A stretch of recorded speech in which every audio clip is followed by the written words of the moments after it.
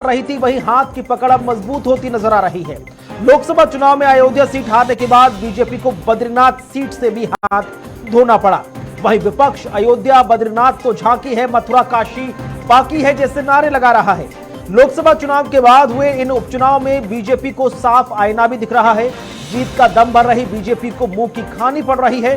कहीं ना कहीं बीजेपी के लिए साफ संकेत है कि आने वाले वक्त के लिए तैयारी और बेहतर कर लीजिए, क्योंकि आगे चलकर 4 राज्यों के विधानसभा चुनाव का परिणाम होगा। लेकिन उससे पहले यूपी की 10 सीटों पर उपचुनाव भी है।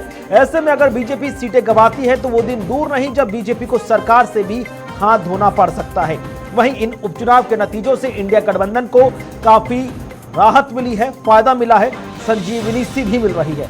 विपक्ष एक बार फिर मजबूती से उठता नजर आ रहा है। अलग अलग राज्यों में हुए उपचुनाव के नतीजों ने बीजेपी की टेंशन बढ़ा दी। बीजेपी को एक बार फिर से सोचना होगा कि आखिरकार कमी पेशी कहां रह गई, जहां पर बीजेपी को एक बार फिर से काम करने की जरूरत होगी, क्योंकि अगर इसी तरीके से नतीजे आते रहे तो आने वाले 4 राज्यों के विधानसभा चुनाव में भी परिणाम बीजेपी के पक्ष में ना जाए तो कोई बड़ी बात नहीं होगी। बड़ा सवाल ये कि आखिरकार क्या जो अपोजिशन था अब जनता की नजरों में ऑप्शन बन रहा है।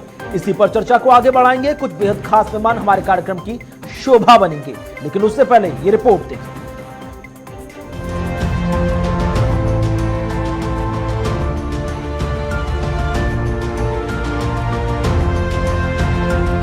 सात राज्य 13 विधानसभा सीटों पर उपचुनाव। किस राज्य में किस पार्टी को मिली जीत, कहां कौन सी पार्टी का सुपड़ा हुआ साफ, एनडीए वर्सेस इंडिया की जंग में किसने मारी बाजी। 13 नंबर आज बीजेपी के लिए शुभ साबित होता नजर नहीं आया। आज 13 तारीख है और 13 सीटों के परिणाम घोषित हो चुके हैं। पश्चिम बंगाल और उत्तराखंड में बीजेपी को बड़ा झटका लगा है। बता दें कि बंगाल की 4 सीटों पर टीएमसी ने जीत दर्ज कर ली है। 7 राज्यों की 13 विधानसभा सीटों पर हुए उपचुनाव में इंडिया गठबंधन ने शानदार उपस्थिति जाहिर की। 13 में से 11 सीटों पर एनडीए ने जीत दर्ज की, जबकि हिमाचल की हमीरपुर और मध्य प्रदेश की अमरवाड़ा बीजेपी के खाते में गई। वहीं बिहार की रुपौली सीट पर आरजेडी की बीमा भारती को करारी हार मिली। यहां से निर्दलीय ने बाजी मार ली। किसको कहां मिली जीत? बंगाल की बागदा सीट पर टीएमसी की जीत हुई। बंगाल की रायगंज सीट पर टीएमसी की जीत हुई। बंगाल की राणाघाट दक्षिण से टीएमसी ने जीत दर्ज की। बंगाल की मनिकताला सीट से टीएमसी ने जीत दर्ज की। पंजाब की जलंधर वेस्ट से आप ने जीत दर्ज की। हिमाचल की देहरा सीट से कांग्रेस ने जीत दर्ज की। हिमाचल की नलगढ़ सीट से कांग्रेस ने जीत दर्ज की। हिमाचल की हमीरपुर सीट से बीजेपी ने जीत दर्ज की। मध्य प्रदेश की अमरवाड़ा से बीजेपी ने कमल खिलाया। बिहार के रुपौली से निर्दलीय शंकर सिंह ने जीत दर्ज की। उत्तराखंड की बद्रीनाथ सीट से कांग्रेस ने जीत दर्ज की। वहीं उत्तराखंड की मंगलौर पर भी हाथ का जादू चल गया, कांग्रेस ने जीत दर्ज की। जबकि तमिलनाडु की विक्रमंदी सीट से डीएमके जीत गई। इन नतीजों के बाद टीएमसी नेता कुणाल घोष ने कहा, ये तो होना ही था। कुछ लोग जिन्होंने लोकसभा में बीजेपी को वोट दिया, उन्हें एहसास हो गया कि वो अपना वोट बर्बाद नहीं करेंगे। खेल शुरू हो गया है। साथ ही कांग्रेस नेता विक्रमादित्य सिंह ने कहा कि ये जनता का फरमान है। उन्होंने जो वोट 2022 के चुनाव में दिया था, बीजेपी ने उसका सम्मान नहीं किया। हिमाचल की जनता पढ़ी लिखी है। दल बदलने की राजनीति को प्रदेश में नकार दिया गया है। वो जो गाना है ना, ये तो होना ही था, तो ये तो मिलना ही था। ये लोकसभा अलग पर्सपेक्टिव है, और कुछ लोग जो भाजपा को वोट दिए थे उनको ये ऐसे हो गया है कि वो वोट वेस्ट नहीं करेंगे। दिल्ली में कम हो गया है भाजपा, बंगाल में कम हो गया है भाजपा, तो वो लोग नहीं करेंगे। वो डेवलपमेंट मिला और तृणमूल को वोट दे दिया। स्टेट की बात करें तो वहाँ पे कांग्रेस को बढ़त मिली है। एंटी भाजपा वोट हो रहा है देश में, और बंगाल में प्रो तृणमूल वोट हो रहा है। तो भाजपा वो तो बोल दिया ममता दीदी, खेल शुरू हो गया। दिल्ली का मोदी सरकार ज्यादा दिन नहीं रहेंगे। इंडिया आ रहा है, India will form the government, India आ रहा है, और उसमें तृणमूल का जो रोल होगा वो बहुत सिग्निफिकेंट रोल होगा। हिमाचल में सबक सिखाया जो रिसेंट चुनाव हुए कि दल बदल की राजनीति नहीं चलेगी। देखिए, निश्चित तौर से ये जनता का फरमान है कि जो उन्होंने मत 2022 के आम चुनावों में दिया था उसका रिस्पेक्ट भारतीय जनता पार्टी ने नहीं किया और जिस तरीके से देश के हर कोने में ये चुनी हुई सरकारों को गिराने का प्रयास करते हैं उसको ये हिमाचल में भी लागू करने का असफल प्रयास कर रहे थे। मगर हिमाचल की जनता पढ़ी लिखी है और हिमाचल की जनता ने पीछे लोकसभा में जिस तरीके से अलग मैंडेट के साथ आगे बढ़े, मगर इस बारी उन्होंने बिल्कुल साफ तरीके से कांग्रेस पार्टी को मैंडेट दिया है। ये इस चीज को दर्शाता है कि दल बदलने की राजनीति को प्रदेश के अंदर पूरी तरीके से नकारा गया है और प्रदेश सरकार को मजबूत किया गया है, कांग्रेस पार्टी को मजबूत किया गया है और हम अपना कार्यकाल पूरा भी करेंगे और अगले चुनावों में भी कांग्रेस पार्टी का अच्छा प्रदर्शन प्रदेश के अंदर रहेगा। वहीं पंजाब की जालंधर पश्चिम सीट पर आप की जीत पर आप नेता संजय सिंह ने बीजेपी पर निशाना साधा। उन्होंने कहा कि आम आदमी पार्टी को वरदान मिला है कि जो भी आम आदमी पार्टी को धोखा देगा जनता उसे चुनाव में बुरी तरह हराएगी। आदमी पार्टी को एक वरदान मिला है कि जो भी आम आदमी पार्टी को धोखा देगा उसको जनता बुरी तरीके से चुनाव में हराएगी, राजनीति उसकी खत्म हो जाएगी। एक नहीं अनेक उदाहरण उठा के देख लीजिए आप। कोई तो मुख्यमंत्री बनने बीजेपी में चला गया था, अपनी सीट नहीं बचा पाया। तो इसलिए इतिहास उठा के देख लीजिए, जो भी आम आदमी पार्टी छोड़ के बीजेपी में गया उसकी राजनीति खत्म हो गई। हिमाचल प्रदेश के मुख्यमंत्री सुखविंदर सिंह सुक्खू ने विधानसभा उपचुनाव में कहा कि जिस प्रकार की खरीद फरोख्त हिमाचल में हुई उसका जवाब जनता ने दे दिया है। जनता ने हमें 40 सीटें दी थी, 2022 के चुनाव में 40 सीटें दी थी। हमें 40 सीटों पर हमें दोबारा से जनता ने चुनाव जिताकर भेजा कि आपकी 40 सीटें, ये जनता ने तय किया। पर जिस प्रकार की राजनीति खरीदो फरोख्त हिमाचल की राजनीति में हुई है उसका जवाब जनता ने दिया है और ये सही संदेश भी है कि भविष्य में कोई भी राजनीतिक दल है इस प्रकार की खरीदो फरोख्त करने की हिम्मत नहीं करेगा, क्योंकि जनता हिमाचल की बड़ी जागरूक है और जागरूक मतदाता ने आज अपना फैसला सुनाया है। बता दें कि हिमाचल उपचुनाव में बीजेपी को तगड़ा झटका लगा। राज्य में 3 में से 1 सीट पर बीजेपी को जीत मिली। वहीं कांग्रेस ने देहरा और नालागढ़ सीट पर जीत दर्ज की। देहरा सीट से सीएम सुक्खू की पत्नी चुनावी मैदान में थी। वहीं बात अन्य राज्यों की करें तो अन्य राज्यों में भी इंडिया गठबंधन एनडीए पर भारी पड़ता नजर आ रहा है। अब सवाल ये कि इन चुनावों में जो नतीजे सामने आए हैं वो आखिरकार भविष्य में किस तरफ इशारा कर रहे हैं। तो आखिरकार जो इन चुनावों में नतीजे आए हैं वो आखिरकार किस तरफ इशारा कर रहे हैं, चर्चा करने के लिए 4 बेहद खास मेहमान इस वक्त हमारे साथ कार्यक्रम की शोभा बन रहे हैं। हमारे साथ भारतीय जनता पार्टी से रत्नाकर सिंह है, स्वागत शुक्रिया सर आपका। हमारे साथ कांग्रेस पार्टी से सारिका सिंह है, बहुत बहुत स्वागत शुक्रिया आपका। कांग्रेस समाजवादी पार्टी से प्रोफेसर भुवन भास्कर जोशी जी है, शुक्रिया सर आपका। और जेडीयू से डॉक्टर के त्रिपाठी जी हैं, बहुत बहुत स्वागत शुक्रिया आपका। रत्नाकर जी, शुरुआत आप ही से करूंगा। 13 में से 2 सीटें आपके पास आई हैं, हमीरपुर और अमरवाड़ा। आखिरकार ये क्या दर्शा रहा है सर, क्या एनालाइज कर रहे हैं आप?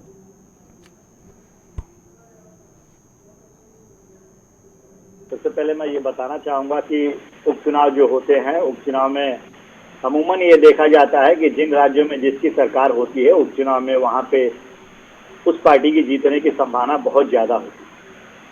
और जिन 7 राज्यों में चुनाव हुए हैं अभी, वहां पर 9 सीट ऐसी थी जो नॉन बीजेपी गवर्नमेंट शासित राज्य हैं और जिसमें कांग्रेस पार्टी या इंडी गठबंधन के लोगों का परफॉर्मेंस अच्छा दिखा। हमारे पास सिर्फ मध्य प्रदेश और उत्तराखंड था और एक बिहार है, जिसमें बिहार में भी हमारा कैंडिडेट नहीं लड़ रहा था, जेडीयू का कैंडिडेट लड़ रहा था और वहां पे हमारा गठबंधन की सरकार। तो 4 सीटों में निश्चित रूप से हमको बहुत अच्छा परफॉर्म करना था, जहाँ की मध्य प्रदेश में हमने किया भी।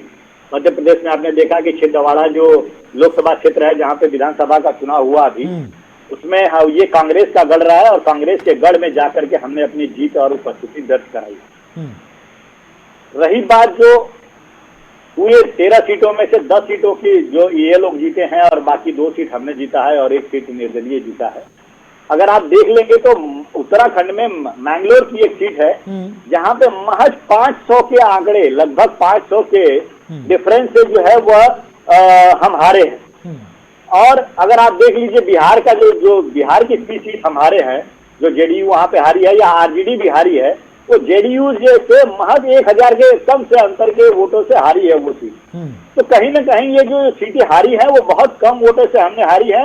लेकिन निश्चित रूप से उत्तराखंड में हमारा परफॉर्मेंस और अच्छा होना चाहिए था, जो नहीं हो पाया, और जिसकी समीक्षा हम जरूर करेंगे, जहां पे हमें उम्मीद थी कि हम जरूर जीत के आए।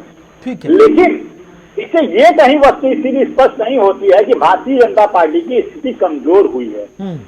कल ही जो चुनाव का नतीजा आया था महाराष्ट्र में, मैं बता दूं कुणाल जी आपको कि कल जो विधानसभा चुनाव के नतीजे आए महाराष्ट्र में, 11 सीटों में 9 सीटें जो है एनडीए ने जीता है।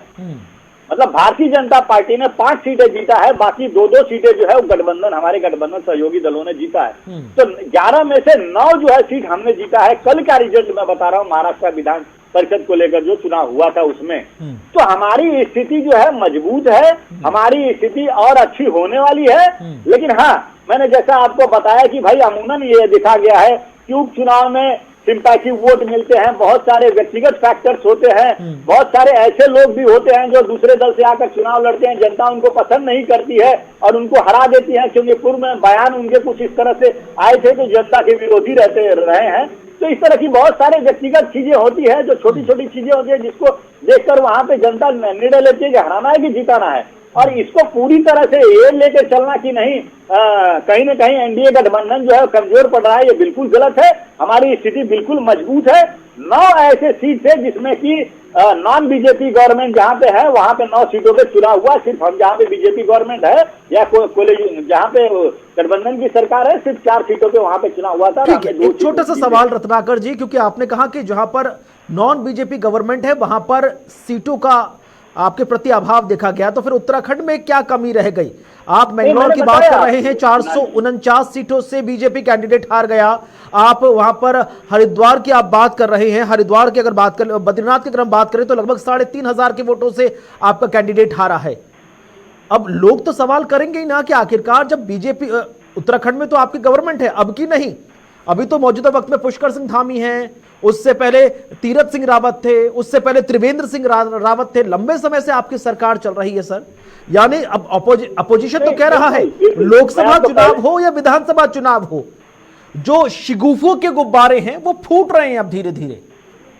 नहीं कुणाल जी, देखिए उपचुनाव के नतीजों को लेकर के पूरा एक लोगों का, हर आदमी का परसेप्शन क्रिएट करना ये ठीक नहीं है। जैसा कि मैंने आपको अपने शुरुआती स्टेटमेंट में भी कहा कि उत्तराखंड में जो है हम जो हारे हैं और बहुत मामूली अंतर से, कुछ 100 वोटों से हम हारे हैं। ठीक है। अगर मैंगलोर की भी सीट देख लेते हैं तो कुछ 100 वोटों में से ही हम हारे हैं। तो निश्चित रूप से ये हमारे ऊपर, हमारा जो है समीक्षा करने का सब्जेक्ट है और हम समीक्षा जरूर करेंगे। ठीक है, चिंतन मंथन हो रहा है और चिंतन मंथन के बाद परिवर्तन भी नजर आएगा। सारिका जी स्वागत, शुक्रिया आपका। कांग्रेस पार्टी के लिए आज का दिन थोड़ा खास रहा, उम्मीदों से भरा रहा। और अब आप भी बता दीजिए, बीजेपी से तो पूछा था कि आखिरकार ये नतीजे क्या इशारा कर रहे हैं, अब आपसे पूछूंगा ये जीत क्या संकेत दे रही है? जी कुणाल जी, शुभकामनाओं के लिए आपका बहुत बहुत धन्यवाद। देखिए, जो नतीजे 4 जून 2024 को जो नतीजे आए और फिर उसके बाद में आज जो ये नतीजे आए, निश्चित रूप से मैं सिर्फ एक ही बात कहना चाहूंगी कि इस देश की जनता ने नफरत और तोड़फोड़ की राजनीति को पूरी तरीके से नकारना शुरू कर दिया है। ये सिर्फ आरंभ है, क्योंकि देखिए आप लगातार हम पिछले 10 साल से देख रहे हैं कि देश में एक सकारात्मक राजनीति की जगह एक नकारात्मक तोड़फोड़ की, नफरत की राजनीति स्थान लेती जा रही है। और इस देश का जो डीएनए है, आप देखें शुरू से, कब से लेकर के, आजादी से लेकर, उससे पहले से लेकर के, तो इस देश के डीएनए के अंदर प्यार और मोहब्बत है। बहुत लंबे समय तक ये देश नफरत के झूठे वायदों में आकर के, झूठे छलाऊ में आकर के लोगों में, नकारात्मक लोगों के हाथ में सत्ता नहीं देता है। तो अब ये जो परिवर्तन शुरू हुआ है, आज का आप रिजल्ट देखें, 13 राज्यों के अंदर 10 जो सीटें हैं, 7 राज्यों की 10 सीटों के ऊपर इंडिया गठबंधन ने बहुत शानदार अपनी जीत दर्ज की है। 2-3 सीटें तो ऐसी हैं जो बहुत मायने रखती हैं, मैं उनका यहाँ पर जरूर जिक्र करूंगी। आप देखिए बद्रीनाथ की और मंगलोरा की सीट को देखिए, उत्तराखंड के अंदर लगातार इनके काफी पिछले बहुत लंबे समय से 2 कार्यकाल पूरे हो चुके हैं, इनकी सरकारें भी हैं, और जिन भगवान के नाम पर, जिन अयोध्या में श्री राम के नाम पर पूरे देश को इन्होंने भ्रमित करने का प्रयास किया, सिर्फ एक अपनी तुच्छ राजनीति के तुष्टीकरण के लिए राम के नाम का उपयोग इन्होंने किया, लोगों की भावनाओं का उपयोग इन्होंने किया। वहां पर भी पहले 4 जून को हमने देखा कि अयोध्या, प्रयागराज, राम टेकरी और आसपास की लगभग सारी ही सीटों पर जनता ने इनको आईना दिखाया, और आज फिर बाबा बद्रीनाथ की जनता ने भी इनको ये आईना दिखाया है कि इस देश में नफरत की कोई जगह नहीं है। ये देश प्यार और मोहब्बत, विकास के नाम पर, और ये देश सिर्फ चलेगा इस आधार पर कि यहाँ अंतिम पंक्ति में बैठे व्यक्ति के लिए सरकारें क्या सोचती हैं। ये देश सिर्फ चंद उद्योगपतियों को लाभ पहुंचाने के लिए या बहुत सारे हजारों करोड़ों अरबों रुपए लगा करके सिर्फ अपनी छवि चमकाने से ये देश नहीं चलेगा। जनता आपको वोट नहीं देगी। ये देश चलेगा जब आप लोगों के मुद्दों को उठाएंगे, लोगों की बात को रखेंगे, उनके जीवन में आप क्या परिवर्तन करना चाहते हैं। आप देखिए 2014 में जब ये सरकार में आए, इन्होंने लोगों को बहुत बड़े बड़े सपने दिखाए। आप और हम जो मध्यम वर्ग के लोग हैं, उनको इन्होंने बताया कि हम काले धन को वापस लाएंगे, 15 लाख आपके खातों में देंगे, हम स्मार्ट सिटी बनाएंगे, हम हर साल करोड़ों रोजगार देंगे, हम महंगाई को कम करेंगे, हम डीजल पेट्रोल के दाम कम करेंगे, हर व्यक्ति के सर पे एक छत होगी। ऐसे तमाम जो वादे इन्होंने किए, आज 10 वर्षों के बाद में इस देश की जनता ने ये पाया है कि हम लगातार छले जा रहे हैं, बल्कि इन वायदों के नाम पर हमारे ऊपर काले कानून थोपे जा रहे हैं। पेपर लीक जैसी घटनाएं युवाओं के भविष्य के साथ एक बहुत बड़ा खिलवाड़ है, और इस देश के इस्तकबाल पर मैं कहूंगी कि एक बहुत बड़ा धब्बा है, जहां पर कि इतने बड़ी संख्या में आप देखिए पेपर लीक हो रहे हैं, और वहां पर सरकार जो है वो पेपर लीक जैसे मुद्दों पर काम ना करके और सिर्फ अपनी छवि चमकाने के लिए राम के नाम पर उस मामले को लेकर सुप्रीम कोर्ट पर टिकी हुई हैं, क्योंकि जो रिपोर्ट थी वो आखिरकार पहुंच चुकी। लेकिन यहां पर सारिका जी एक आरोप लग रहा है कांग्रेस पार्टी पर आरोप लग रहा है नैरेटिव गढ़ने का। आपकी तरफ से नैरेटिव गाड़ा जा रहा है कि अगर कांग्रेस के नेतृत्व में इंडिया गठबंधन की सरकार आ गई तो देश में सब कुछ अच्छा हो जाएगा, जबकि हिमाचल प्रदेश से लेकर कर्नाटक तक की जो राज्य सरकारों की स्थिति क्या है वो एकदम शीशे की तरह साफ है।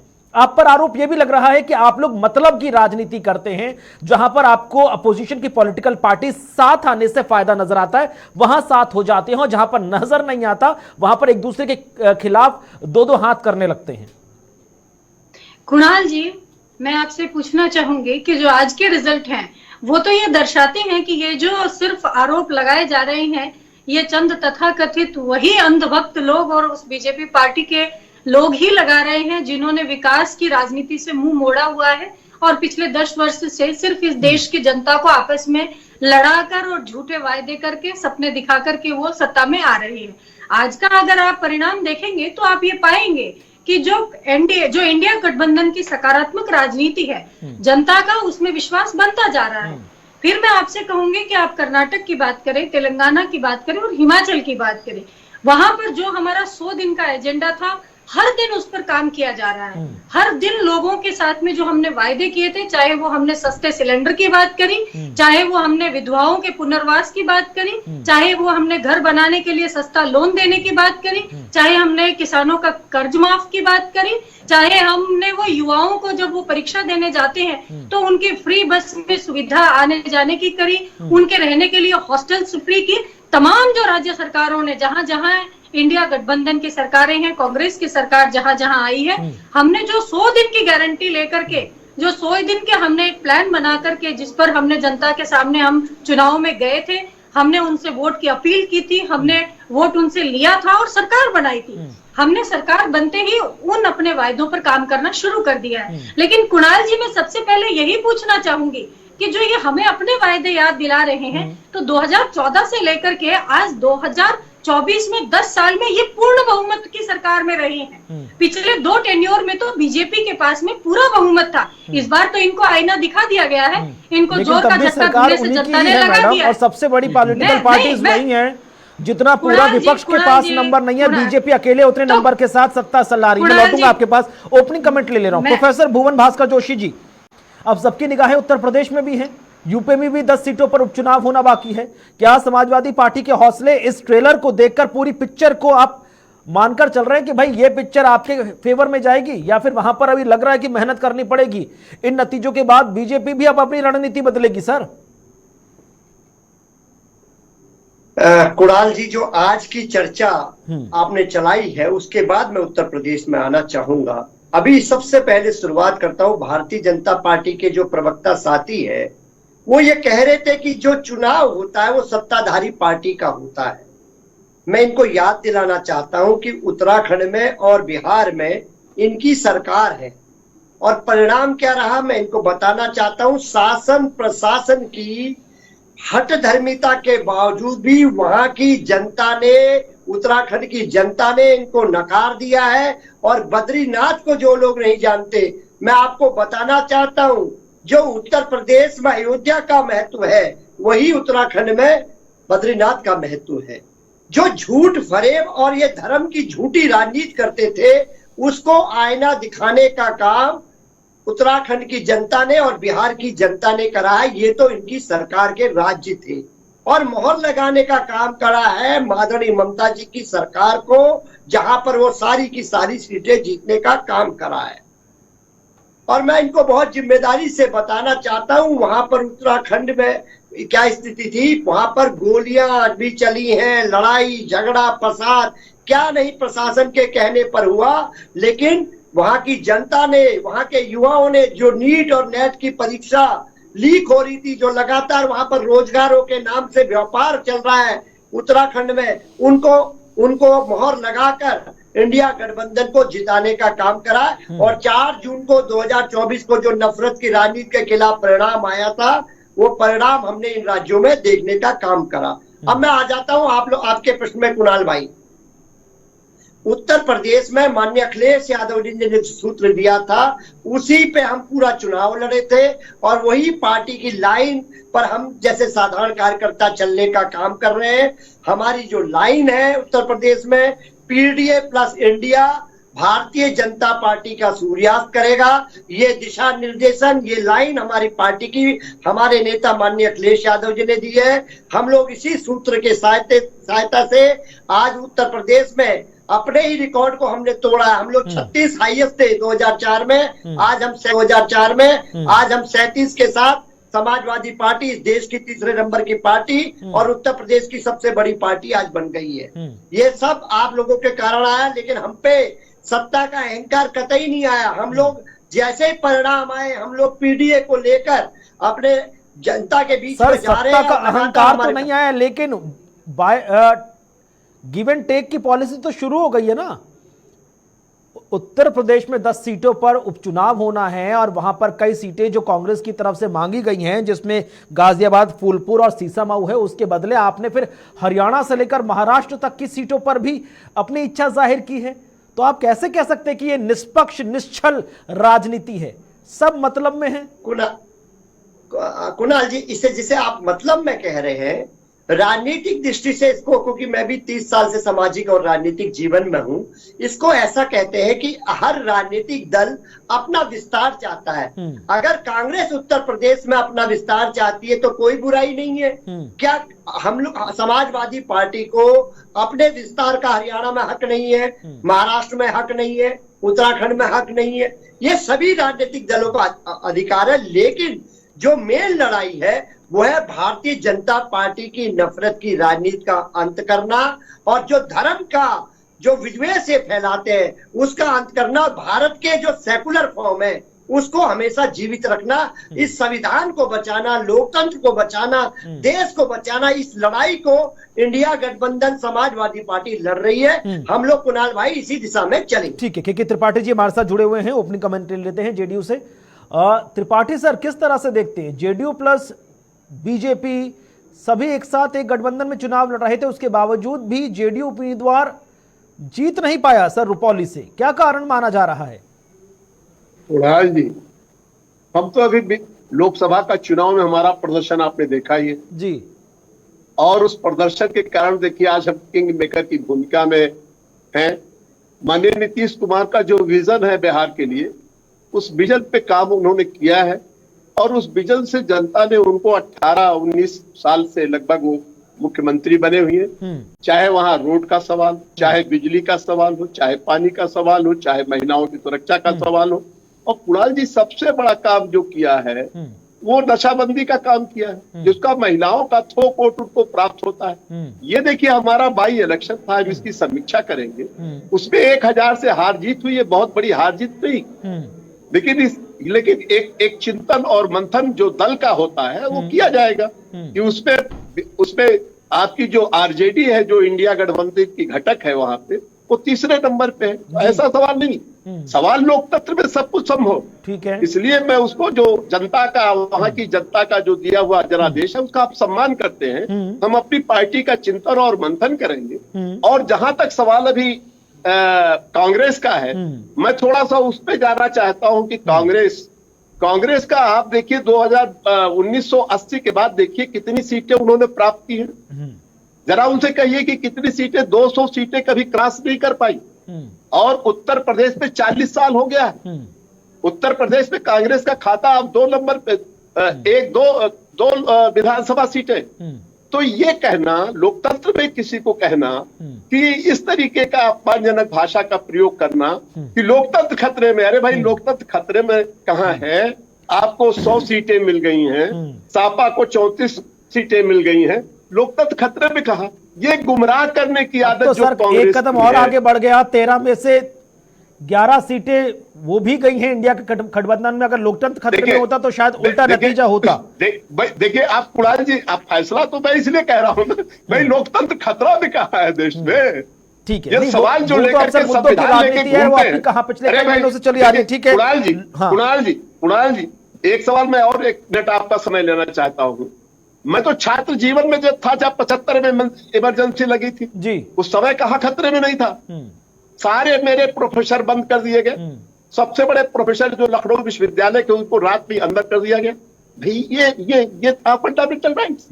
इसकी दुहाई देते ही उस काली रात को मैंने देखा है और उनके साथ जो जातियां हुई मैंने देखा है। मैं चूंकि जॉर्ज फर्नांडीज की पार्टी से आता हूँ, समता पार्टी से आता हूँ, जॉर्ज साहब के साथ तो वो काम किया गया है कुणाल जी की जो आप सोच नहीं सकते। जिसका कहना भी चैनल पे कह दूंगा तो बड़ा तिलमिला जाएगी। अगर इंटरनेशनल पावर्स न होती तो इंदिरा गांधी उनको इनकाउंटर कराने जा रही थी। ये आप कैसी बात आप कर रही देश के सामने भाई?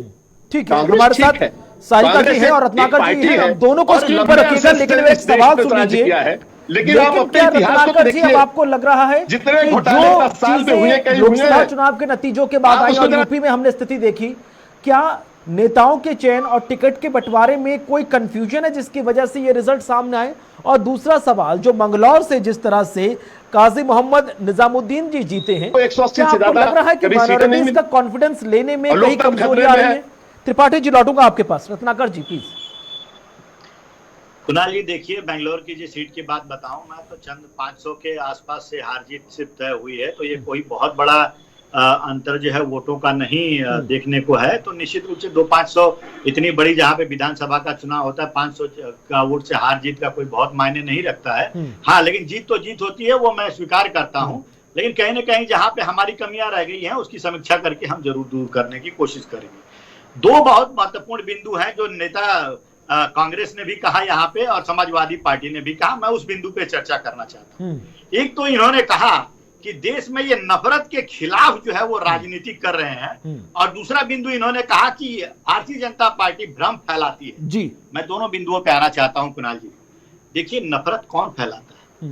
नफरत यही कांग्रेस पार्टी के लोग और दूसरे पार्टियों के, इनके गठबंधन के लोग फैलाते हैं पूरे देश। सदन में जो, अच्छा बता दीजिए आप, एक चीज मैं चैलेंज के साथ कहता हूं कि क्या राहुल गांधी मुसलमानों को कह सकते हैं कि मुसलमान, सदन में कह सकते हैं मुसलमान हिंसक है? कभी नहीं कह सकते। जिस दिन कह देंगे उस दिन उनकी राजनीति खत्म हो जाएगी। लेकिन ये हिंदू सहिष्णु होता है, बहुत बड़ा सहिष्णु होता है जो सदन में हिंदू हिंसक है ये कहने के बावजूद भी वो आज राजनीति कर रहे हैं, क्योंकि मालूम है लोगों को ये हिंदुओं को अपमानित करने का कांग्रेस पार्टी ने बार बार काम पहले भी किया, अभी भी कर रहे हैं। कभी सनातन को डेंगू मलेरिया कहते हैं, कभी राहुल गांधी जो है हिंदुइज्म को खत्म करने की बात करते हैं, कभी कहते हैं कि चप्पल चोरी के लिए मंदिर में हिंदू जाते हैं। तो ये सारी चीजें तो सब सर्वविदित है। तो हिंदुओं को अपमानित करने का, वोट जिहाद के नाम पे वोट मांगने का काम तो ये कांग्रेस पार्टी करती है। और तो तुष्टीकरण की राजनीति किस प्रकार करते हैं कि गरीब पिछड़ों और दलितों का जो रिजर्वेशन है उनका हक मार करके ये मुसलमानों को देने का काम करते हैं जी। तो ये तुष्टीकरण की राजनीति और नफरत की राजनीति करते ये है। जी, और हमारे ऊपर आप जवाब दे सकते हैं। दूसरी चीज मैं स्पष्टता करना चाहूंगा, 10 सेकंड दूंगा और सिर्फ ये भ्रमित करना चाहते हैं हमें, ये हमें भ्रमित, ये कहते हैं कि भारतीय जनता पार्टी ने भ्रमित किया, देखिए अयोध्या में हार गए। मैं कहना चाहूंगा कुणाल जी, बहुत गर्व है हमें कि हम भले ही अयोध्या हार गए हों, लेकिन 500 साल तक जो प्रभु श्री राम जो टेंट में पड़े हुए थे वहां पे, उनको भव्य मंदिर बनवाकर हमने वहां पे प्रतिष्ठापित करवाया। ये हमारे लिए, भारतीय जनता पार्टी के लिए बहुत गर्व का विषय है। भ्रम तो इन्होंने फैलाया, और ये भ्रम फैलाकर जो 99 सीटें इन्होंने हासिल किया, ये सिर्फ भ्रम से ही हासिल किया। आरक्षण खत्म हो जाएगा, फरेब, झूठ और छल कपट की राजनीति का आरोप लग रहा है सारिका जी कांग्रेस पार्टी पर, और उसी के बल पर आप अयोध्या से लेकर बद्रीनाथ तक की सीट जीते हैं। लोगों को कहा कुछ और जाता है, फिर उसके बाद उन्हीं का ही अपमान कर दिया जाता है। बीजेपी सीधा सीधा एलिगेशन लगा रही है, डबल स्टैंडर्ड, डबल फेसेस का कांग्रेस पर। बिल्कुल कुणाल जी, मैं बीजेपी प्रवक्ता जो बोल रहे हैं, सबसे पहले तो उनसे कहना चाहूंगी कि आप एक टीवी के स्क्रीन पर बोल रहे हैं, राष्ट्रीय चैनल पर बोल रहे हैं, कृपया गलत और झूठी भ्रामक चीजें ना बोलें। राहुल गांधी जी ने पार्लियामेंट के अंदर हिंदुओं को हिंसक नहीं कहा था। आपकी पार्टी, और इसका जवाब जनता ने आपको आज दे भी दिया है। पूरे देश आज आपको इसका जवाब भी, इस झूठ का जवाब भी मिल गया है आज आपको। कल भी महाराष्ट्र का रिजल्ट जो सरकार में होने के बावजूद, देखिए रत्नाकर जी बीच में मत बोलिए, आप अपने इस बौखलाहट को बीच में मत बोलिए, आप सुनिए ना, मैंने भी सुना है आपको, आपके झूठ को मैंने भी तो पचाया है। आप प्लीज मेरी बात देश की जनता ने नहीं, जनता ने आपको, जनता ने आपको 13 में से, आपने 13 में से, आप सुनिए तो सही। अब आप चुप रहिए ना, आपने बोल दिया, फिर बोल लीजिएगा कुणाल जी से वक्त लेके। अब वक्त मेरा है, दूसरों के वक्त पर डाका डालने का और अधिकार पे डाका डालने का आप प्रयास ना करें। वे मेरा वक्त है, मुझे बोलने दीजिए। तो आप जो पार्लियामेंट में, पहली बात तो राहुल गांधी जी ने कहा था वो बिल्कुल क्लियर था। उन्होंने ये कहा था कि जो हिंदुओं के ठेकेदार बनने का प्रपंच रचते हैं बीजेपी, आरएसएस और मोदी जी, वो ही सिर्फ हिंदू नहीं है, ये सिर्फ वो हिंदू है जो सिर्फ हिंसक है, और इस देश का हिंदू कभी भी हिंसक न था, न हो सकता है और न होगा। ठीक है, दूसरी बात जो आप कह रहे हैं कि नफरत फैलाने की, तो मैं प्लीज आप मेरी बात सुनिए। तो मैं आपको ये कहूं कि आप ये कह रहे हैं कि राहुल गांधी जी पार्लियामेंट में कह सकते हैं क्या? हम बिल्कुल नहीं कह सकते। हम बाबा साहब अम्बेडकर के संविधान को पालने वाले, उनको मानने वाले लोग हैं। आप कह सकती इस देश का प्रधान आप कर सकती हैं। देखिए आप फिर बोल रहे हैं, आप क्यों अपनी बौखलाहट दिखा रहे हैं? कह सकते हैं आप अपनी बौखलाहट, हार की बौखलाहट चिल्लाने के पीछे क्यों छुपा रहे हैं? आप सारी आप आज अपनी हार की बौखलाहट को क्यों, मैं बोल रही हूँ, सुनने की हिम्मत रखिए ना, आप बोलने की हिम्मत तो रखिए, आप बोलने की, सुनने की हिम्मत रखिए। आप सुनिए ना, आपका प्रधान, इस देश का प्रधानमंत्री, आपकी पार्टी का मुखिया चुनाव में सार्वजनिक मंच से ये कहता है कि इस देश के अंदर मुसलमान आपका मंगलसूत्र ले जाएंगे। तो नफरत कौन फैला रहा है? कौन नफरत फैला रहा है? या और रही बात सनातन की, तो सनातन के अंदर, सनातन में आप तो, सनातन कभी भी ये नहीं कहता कि आप लोगों से झूठ बोले। ठीक है। सनातन ये नहीं कहता कि लोगों को बरगलाएं, सनातन ये नहीं कहता है कि समाज में वैमनस्य फैलाएं। आप औरतों को डरा रहे हैं और आपको उसका परिणाम मिल गया, आपका परिणाम मिल गया। अरे भाई, आपके नेता बोलते हैं कि देश की औरतों को जीन्स नहीं पहनना चाहिए इसलिए बलात्कार होते हैं। अब मैं अपोजिशन के नेताओं को अगर पकड़ने लग गए ना मैम, तो वो क्या क्या बोलते हैं वो भी हमें फिर एनालाइज करना पड़ेगा। एक सेकंड मैडम, एक सेकंड सर, रत्नाकर जी एक सेकंड, ठीक है। आपको संविधान ने आजादी दी है, ठीक है मैडम, अब बाकी मेहमान भी बैठे हुए, ठीक है, हाँ ठीक है। मगर अब रत्नाकर जी और भुवन भास्कर जी को रखिएगा। भुवन जी, ये सीधे सीधे अखिलेश जी अपने ट्विटर पर हैंडल पर लिखते हुए नजर आए हैं कि भैया पीडीए की पॉजिटिव पॉलिटिक्स का नतीजा है जो इंडिया गठबंधन के बैनर तले आज 13 में से 11 सीटें हमने जीती हैं। लगे हाथ वो बीजेपी एमएलए का वीडियो भी रिलीज कर रहे हैं अपने उस पर, जिनका नाम है रमेश मिश्रा जी। लेकिन आपने वो तमाम बातें लिख दी, लेकिन उसमें आपने ये नहीं देखा कि वो बीजेपी के एमएलए को जो आप पोस्टर के वीडियो अपलोड कर रहे हैं उसमें वो आप पर भी आरोप लगा रहा है कि आप छल कपट की राजनीति करते हैं, प्रपंच की राजनीति कर रहे हैं। मुद्दे पर रहना चाहूंगा। अभी हमारे एक साथी बोल रहे थे लोकतंत्र की हत्या का। मैं तो कह रहा हूं कि भारतीय जनता पार्टी का हश्र अगर ये जनता नहीं करती तो निश्चित तौर पे ये पूरे देश को चंडीगढ़ बनाने चले थे। हमने देखा है किस प्रकार अगर सुप्रीम कोर्ट हमको न्याय नहीं देता तो आज हमको न्याय नहीं मिल पाता। ये पूरे देश को चंडीगढ़ बना देते। ये भारतीय जनता पार्टी का संस्कार है। दूसरा मैं कहना चाहता, अयोध्या में इन्होंने क्या करा? अयोध्या में इन्होंने गरीब लोगों की दुकानें, वहां पर घर, मंदिर, मस्जिद सबको खत्म करने का काम करा। उस बात का जवाब काम किया है हमने। भुवन जी ये भी साथ में कहिए, ललकार जी, हमने जब उनके मकान तोड़े तो उनको मुआवजा भी दिया उनको। रत्नाकर जी, मैंने आपको बीच में बिल्कुल इंटरप्ट नहीं किया, मुझे अपना विषय रखने दीजिए। मैं आप बिल्कुल सबको ध्यान से सुना। मैं आपको बताना चाहता हूँ वो चारों की जो सजा है वो आपको जनता ने दी है, क्योंकि वो सब लोग पिछड़े, दलित, अल्पसंख्यक, अन्य सामान्य लोग थे। उनके साथ जो आपने करा उसका आपको मिला। और एक राज्य का मैं विश्लेषण करना भूल गया। मैं अब आपको बताना चाहता कुणाल भाई, हिमाचल में चुनी हुई सरकारों के विधायकों का काम आदरणीय मोदी सरकार ने करा, उनको तोड़ने का काम करा। और इस जनता ने आज 4 में से 3 सीटें जिताकर आदरणीय मोदी जी की भ्रष्टाचार की उस योजना को, विधायक खरीदने की योजना को आज मोहर लगा दी है कि अगर जो भी ऐसा प्रयास करेगा। लेकिन जोशी जी, वहां पर जो आप 4 विधायकों की क्रॉस वोटिंग की बात कर रहे हैं, मुझे याद है आप क्या कहना चाह रहे हैं कि हिमाचल में जो एक सीट पर, राज्यसभा सीट पर चुनाव हुआ था जहां से अभिषेक मनु सिंह भी हार गए थे, आज भी मुझे याद है, तब भी तमाम 4 विधायकों ने जो क्रॉस वोटिंग की थी उन्होंने साफ कहा था, कांग्रेस पार्टी पर ही आरोप लगाया था कि आप उनकी मन की भावना, जो उनके तमाम प्रभु श्री राम के प्रति आस्था है, जो जिज्ञासा है, जो भाव है, उन्हें प्रकट करने नहीं दे रहे। मजबूरी में दम घुट रहा था उनका, इसलिए उन्होंने कांग्रेस को टाटा बाय बाय कर दिया था। अब आप ये कहेंगे कि भैया उनके ऊपर दमनकारी राजनीति हो रही थी, प्रभाव की राजनीति हो रही थी, प्रेशर पॉलिटिक्स हो रही थी, तो ये कितना जायज होगा?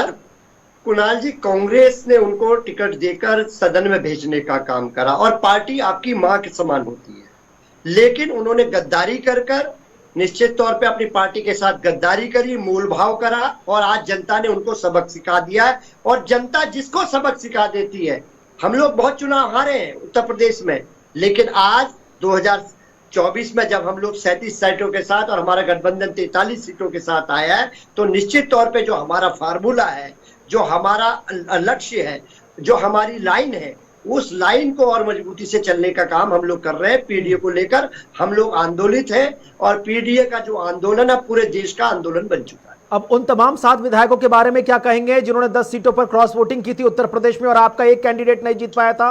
उन्होंने भी साफ कहा था कि भाई समाजवादी पार्टी के नेता अखिलेश यादव सिर्फ पीडीए बोलते हैं, जबकि पिछड़ों की, दलित के, अल्पसंख्यक की कोई नहीं सुनी जा रही। वहां पर उनकी भावनाएं थी भाई प्रभु श्री राम लला के दर्शन करने की, लेकिन अखिलेश यादव जी की तरफ से उनको दर्शन करने के लिए रोक दिया गया था कि जब तक चुनाव नहीं हो जाएंगे तब तक आप दर्शन नहीं करेंगे, कहीं ऐसा ना हो जाए कि हमारे जो मुस्लिम मतदाता हैं उनके प्रति नाराजगी हमको मोल लेनी पड़े। ये तमाम चीजें भी तो फैक्ट फिगर रखिए ना सर जनता के सामने। अगर आप ये रख रहे हैं कांग्रेस के विधायकों ने जो क्रॉस वोटिंग की थी, आपको सिक्के के दोनों पहलू रखने पड़ेंगे सर। मीठा मीठा गप और कड़वा कड़वा थूथू नहीं चल पाएगा। अब सुनिए जवाब कुणाल जी, अब पार्टी उन पे कार्रवाई करने जा रहे हैं, उनको जनता की अदालत में जाना है, क्योंकि हम कार्रवाई कर रहे हैं, कार्रवाई के बाद जनता की अदालत में जाना है। जनता जनार्दन फैसला जो कर देगी। अगर जो चुनाव जीत जाते हैं तो लगेगा कि हमारी दिशा गलत थी। और अगर वो हार जाते हैं तो जनता जनार्दन ने उनको उनके करने की सजा दे दी है। आज को आप कुणाल जी आप ना बोले, भारतीय जनता पार्टी के ना बोले, जेडीयू के ना बोले, आज जनता ने, हिमाचल की जनता ने भारतीय जनता पार्टी की राजनीति, नफरत की राजनीति, बेईमानी की राजनीति, भ्रष्टाचार की राजनीति पर अपनी वोट की ताकत से मोहर लगाने का काम करा है। ये बात आप ना माने कुणाल जी, मुझे कोई दिक्कत नहीं है, लेकिन 4 में से 3 सीटें जीतना इस बात का सबूत है कि आप जब जनता के फैसले को आप लोग भ्रष्टाचार के माध्यम से अलग ले जाने के चाहेंगे तो जनता आपको ऐसे ही फैसला देगी। रत्नाकर जी, अब जो नतीजे निकलकर सामने आए हैं 13 विधानसभा सीटों पर जो उपचुनाव हुआ, क्या उसने मजबूर कर दिया है ऊपर से लेकर नीचे तक पूरे मैकेनिज्म को फिल्टर करने के लिए कि भैया तमाम कैंडिडेट्स का जो चयन हो फिर से सोच समझ कर कीजिए, ग्राउंड जीरो पर एक एक मतदाता या एक एक कार्यकर्ता जो कह रहा है उसकी आवाज ऊपर तक भी जाए? जो हमने देखा था अति आत्मविश्वास, कहीं ना कहीं विश्वासघात जैसे शब्दों के खूब उच्चारण हो रहे थे जब लोकसभा चुनाव के नतीजे यूपी में सामने आई और 64 या 72 सीटें जीतने वाली भारतीय जनता पार्टी या एनडीए इन नतीजों में 33 या 35 पर आ गई। अब आपको लग रहा है कि यूपी में जो 10 सीटों पर उपचुनाव है वहां पर यह फिल्ट्रेशन प्रोसेस नजर आएगा? देखिए कुणाल जी, जब उत्तर प्रदेश में 10 सीटों का उपचुनाव होगा तो निश्चित रूप से आप देखिएगा नतीजा जो है बिल्कुल भारतीय जनता पार्टी के फेवर में रहेगा। और जो भी कमियां हमारे अंदर थी, हम जो लोकसभा में जिसकी वजह से हमें खामियाजा भुगतना पड़ा, हमने समीक्षा चालू कर दिया था और समीक्षा हमारी पूरी भी हो गई है। वो समीक्षा जो है परिणाम में कहीं न कहीं आपको 10 उपचुनाव में निश्चित रूप से देखने को मिलेगा। चलिए, बहुत बहुत शुक्रिया रत्नाकर जी। मेरे पास समय कम है सर, चर्चा को नहीं तो आगे बढ़ाता। बहुत बहुत शुक्रिया रत्नाकर जी, सारिका जी आपका भी, भुवन भास्कर जोशी जी आपका भी बहुत बहुत शुक्रिया और डॉक्टर के त्रिपाठी जी आपका भी बहुत बहुत शुक्रिया। तो ये था हमारा आज का खास कार्यक्रम ललकार, जिसमें हमने समझने का प्रयास किया कि आखिरकार 13 विधानसभा सीटों पर हुए उपचुनाव के नतीजे किस ओर इशारा कर रहे हैं। भारतीय जनता पार्टी को आने वाले वक्त में यूपी के 10 सीटों पर जो उपचुनाव होना है उस पर कितनी तैयारी करनी पड़ेगी और इन 13 सीटों में से जो 11 अंक पाकर एनडीए के बाद अब इंडिया गठबंधन काफी खुश नजर आ रहा है, उसको आने वाले वक्त में कहीं ये कॉन्फिडेंस ओवर कॉन्फिडेंस के तौर पर भारी ना पड़ जाए।